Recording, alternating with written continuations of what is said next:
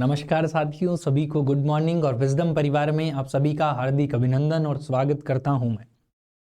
मेरा नाम विकास। आज की शुरुआत और सुबह के साथ हम एक और नई लर्निंग सीरीज सीखना चाहेंगे, एक नया बेहतरीन क्वेश्चन सीखना चाहेंगे और क्वेश्चन आपकी स्क्रीन पे आ चुका है। ध्यान से पढ़ें और आंसर पुट करें सारे के सारे। क्वेश्चन कह रहा है कि which is the largest cavity in human body. इंसान के शरीर में सबसे बड़ी कैविटी कौन सी होती है? ऑप्शन में है पेल्विक कैविटी, ऑप्शन में है थोरेसिक कैविटी, ऑप्शन में है क्रेनियल कैविटी, ऑप्शन में है एब्डोमिनल कैविटी। फटाफट से सारे के सारे साथी इस आंसर को पुट कर देंगे।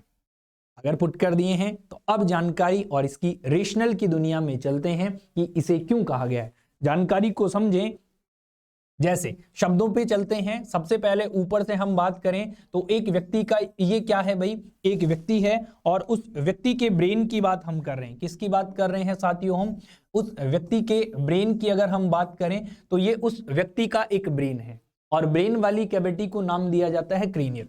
फिर उसके बाद में उसकी ये चेस्ट हम मान लेते हैं और चेस्ट वाली जो कैविटी होती है उसे हम थोरेसिक कहते हैं। इसके बाद में इसी के नीचे कैविटी होती है और उसे हम नाम देते हैं एब्डोमिनल, और इसी के नीचे कैविटी और होती है जिसे हम नाम देते हैं पेल्विक कैविटी।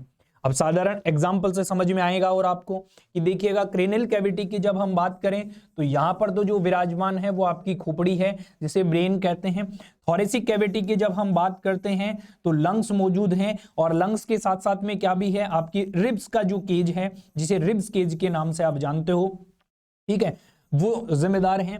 इसके बाद में अब बात आती है एब्डोमिनल कैविटी की। तो बेटा एब्डोमिनल कैविटी में स्टमक भी होता है, एब्डोमिनल कैविटी में स्मॉल इंटेस्टाइन है, एब्डोमिनल कैविटी में लार्ज इंटेस्टाइन है, एब्डोमिनल कैविटी में पेनक्रियाज है, एब्डोमिनल कैविटी में स्प्लीन है, एब्डोमिनल कैविटी में मैनी मोर ऑर्गन्स भरे हुए हैं। और ये वो कैविटी है जहां पे ऑर्गन बिल्कुल ठसाठस भरे हैं। खतरनाक, अति उत्तम, सर्वोत्तम तरीके से। और आपके दिमाग में एक और बात मैं बता दूं कि आपकी जो थोरेसिक कैविटी और एब्डोमिनल कैविटी को जो सेपरेट करने वाली स्ट्रक्चर होती है वो कौन सी है? तो आपका जवाब होगा कि उसे हम डायफ्राम का नाम देते हैं, जो कि डोम शेप में पाया जाता है, अप एंड डाउन करता रहता है हर रेस्पिरेशन के साथ में।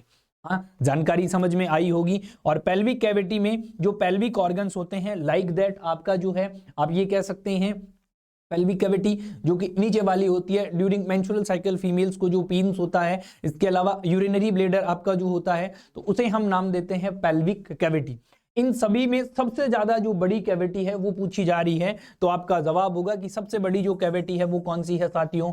एब्डोमिनल कैविटी है। कौन सी कैविटी है? एब्डोमिनल। अब कईयों के दिमाग में ये भी सेशन रहा होगा कि सर कैविटी शब्द का तात्पर्य क्या होता है? तो कैविटी शब्द का तात्पर्य होता है कि चारों तरफ एक बाउंड्री है और उस बाउंड्री में किसी को आने नहीं देते। कैविटी शब्द का मतलब आपका घर की दीवारें मान लें आप हैं। हाँ, कहते हैं ना ये फलाने दादा का घर है, ये फलाने इंसान का परिवार है। क्यों है? एक कैविटी एक बाउंड्री है और एक बाउंड्री के अंदर पर्टिकुलर लोग रहते हैं, उसे हम कैविटी कहते हैं। हालांकि उसे क्या बोलना चाहिए? होलो बोलते हैं कि होलो स्ट्रक्चर होती है उसे हम कैविटी शब्द काम में लेते हैं। तो आंसर क्या हुआ सर? तो आंसर हुआ बेटा जी डी, और वो क्या है? Abdominal cavity. आशा करता हूं आप सभी ने इस क्वेश्चन को एंजॉय करा होगा और नई लर्निंग्स हमारे साथ में सीखी होगी। विजडम परिवार हमेशा तत्पर रहेगा आप सभी के लिए और आपको हर सुबह दिन की 365 दिन, है ना, हर दिन हर एक नया क्वेश्चन देगा जो आपकी जिंदगी में एक नई सीरीज लेकर आएगा, आपको नॉलेज बढ़ाएगा। बहुत बहुत धन्यवाद। मिलते हैं नेक्स्ट सेशन में, तब तक के लिए धन्यवाद।